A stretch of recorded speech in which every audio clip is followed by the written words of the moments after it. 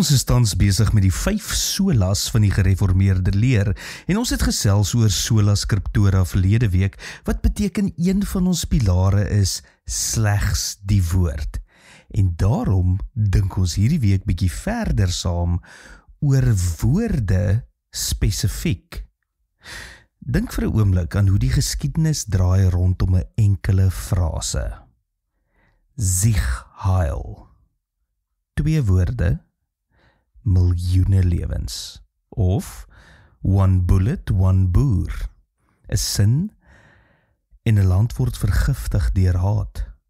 Selfs meer onskuldig klinkende slagspreuke soos Make America Great Again het kragte losgemaak wat mense vorentoe of agtertoe sleep.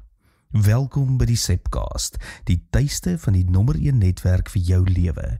Hier draai ons geliefde stories op hulle koppe. Ons kyk na wat die geskiedenis dalk misgekyk het en ontdek saam hoe Jesus ons nooi in 'n groter storie in, daar waar ons bly, werk en speel. Nou, draai die lens nader. Wat van die woorde wat jy en ek vandag gebruik, die woord wat jy vanoggend by die ontbyttafel gesê het, of in daardie WhatsApp gegooi het, is dit woorde wat lewe bring, of woorde wat dood bring? In die Bybel is dit eenvoudig. Dood en lewe is in die mag van die tong. Spreuke 18 vers 21 sê dit so mooi vir ons. Jesus self leer dat woorde nie net geluide is nie, maar saad. Hulle val en hulle groei. En die oes, dit kan of hoop wees, of 'n wanhoop. Die waarheid is, ons leef in 'n wêreld wat versmoor word deur negatiewe woorde.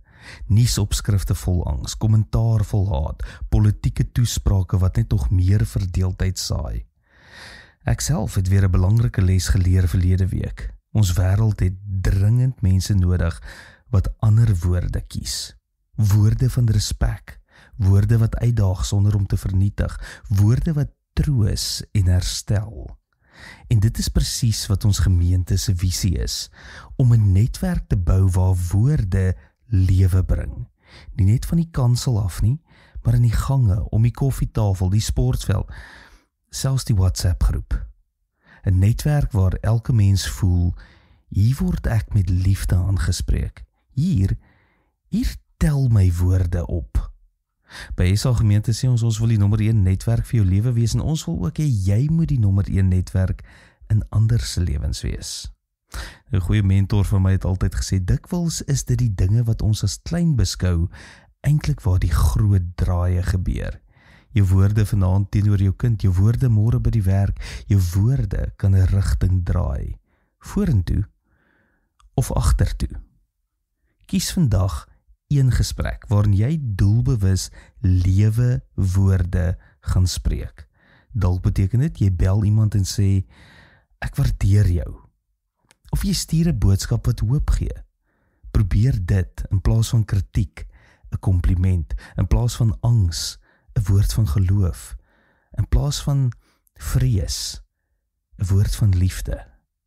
Want as jy woorde sorgvuldig kies, gebeur daar iets besonders. Dan begin Jesus self deur jou asem praat.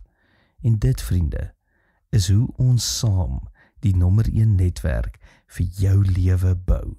Tot môre, mooi loop.